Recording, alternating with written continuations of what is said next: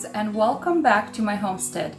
So today we picked the last of our tomatoes, and it's kind of sad. It's kind of sad moment for in a homestead when you pick your last fruit, last harvest. And I needed to pick this now because I'm preparing the soil to start the fall gardening. And soil needs to be treated often to fight against fungus, so it needs time to sit and be ready to be planted again.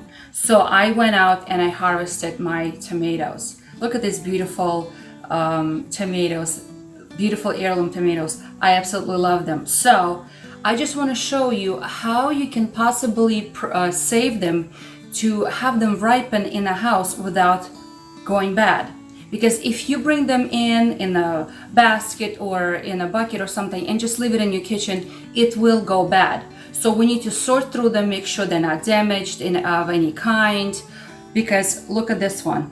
I picked this one, and guess what? I cannot save it because it has a black spot, almost like damaged, rot or something. And because of one of these little tomatoes, it will ruin the whole batch where I'm going to be storing. So this trick, so I'm going to discard this by giving it to my chickens or something. They'll enjoy it. So this method of preserving green tomatoes and turning them into red tomatoes that can be good for consumption, we've done for a long time in my family.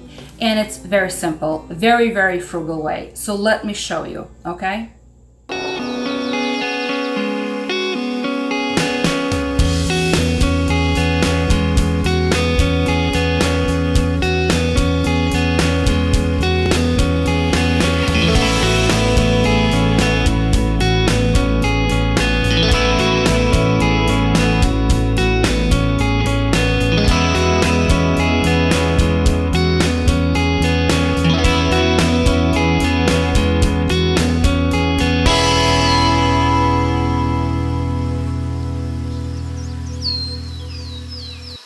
Okay, so let me show you how to do this in a very simple and frugal way. So what we're going to need is newspapers.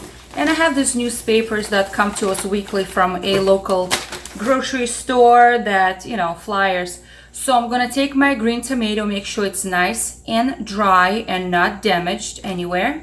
And you wrap it in a newspaper, just like this. Okay? You wrapped it and put it in a box.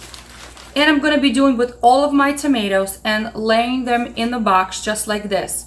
But when we do that, it is best not to have more than two layers in the box. And it's going to take about 3 to 4 weeks for them to ripen.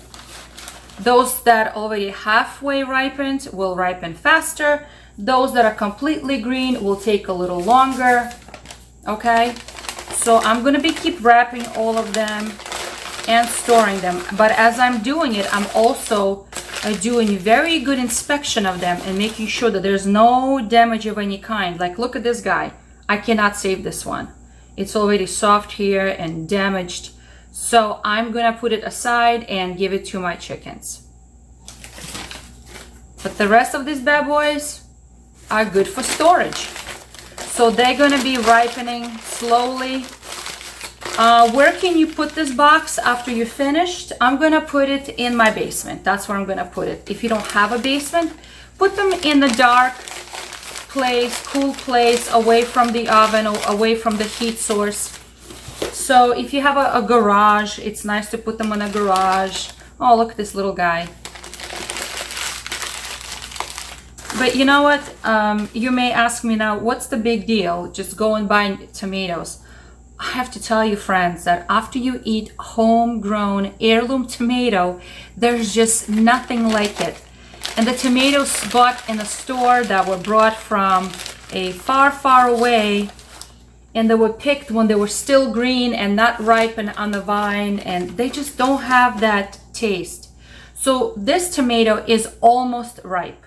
Almost ripe. So I can choose to put it in the box right now and I'll put it at the top, or I will just leave it in the kitchen and I will use it in the next couple of days because it's almost done.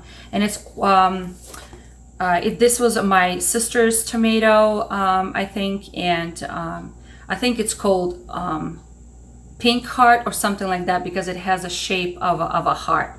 It's very pretty and it's a delicious tomato. So I'm gonna leave it here and I'm gonna eat it soon. But so still on my San Marzanos, the last of them that I took off the vine.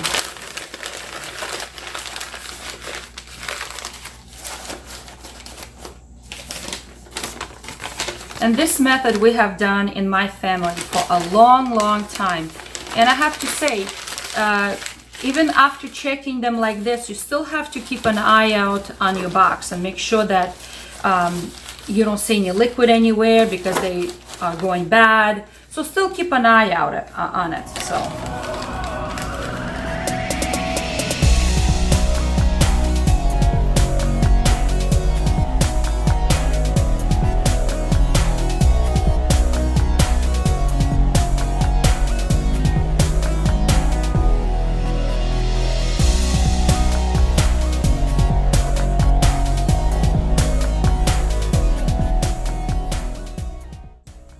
So friends, if you have some green tomatoes left in your garden and the frost is coming and you need to quickly take them down, you can use a brown paper bag method, or you can use even more frugally method where you take an old box, you take some newspapers that came to you in the mail for free, of course after you cut out the coupons you need, because let's be frugal, right? And save your tomatoes so they can ripen naturally in a cool, dark place. I hope you guys are learning something about homesteading. I hope you're enjoying my videos. I hope you subscribe, you share, and click on that little bell to receive a notification when my new video comes out. So this year I have received several requests from new gardeners who are learning how to start a garden or how to grow tomatoes successfully. I promise to do more videos about that topic.